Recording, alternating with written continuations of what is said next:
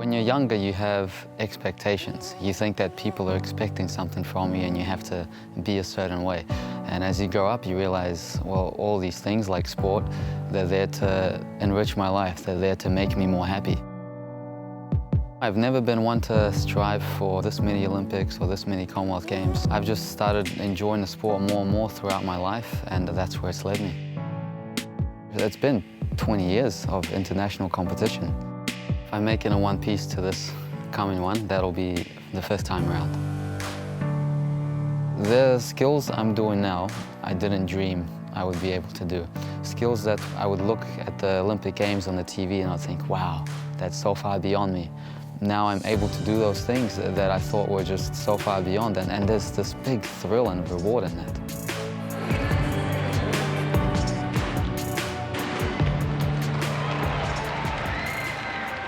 Me and my family came over to New Zealand, I believe, in '97, so I was about six years old back then. They both got work opportunities, so they thought, you know, why not? And I'm grateful that I ended up here. Both my mum and my dad, they were coaches. Dad went to '96 Olympic Games with an athlete for Team Russia, and they ended up winning in Atlanta, so Dad definitely had his share of experience. I would kind of go in the gym while they were working and I'd play around, and eventually my dad was like, I think it's time to start. My father was very strict, very linear, that old kind of Russian Spartan mentality. Yeah, my dad was stern with me, and it was difficult. There were times where we wouldn't talk to each other because the tension was in the air. Oh, rough times. School was like my only free time. At home, I'm with my parents. At gym, I'm with my parents. School was my time to myself. But that did make me stronger, so grateful for what he's done for me. At around 13 or 14 years old, I was watching the Olympic Games, and then I could see the kinds of things that the elite athletes were doing.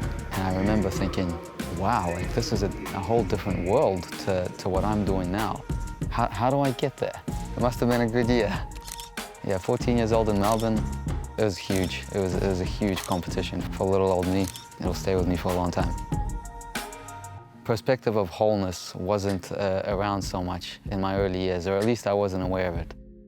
I've definitely gone through places where it got a bit dark and I was very tired and exhausted. I was very serious, trying my hardest in every single session. Eventually it all caught up to me. And then something interesting happened.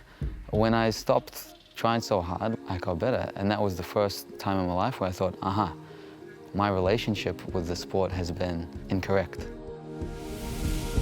You don't need to prove yourself to anybody. You just need to know yourself, that you're a happy person. Right now, we have an amazing group of boys, amazing potential, and I'm grateful to be able to work with most of the New Zealand senior national team. I'm loving life, I'm loving working with them. Definitely going to stick around for the foreseeable future.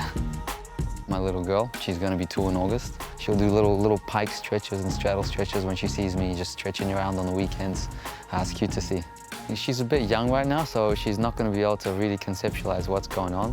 But hey, when she's 6 and maybe there's the next one around if I'm still going, then she'll know, oh wow, that's Daddy doing flips.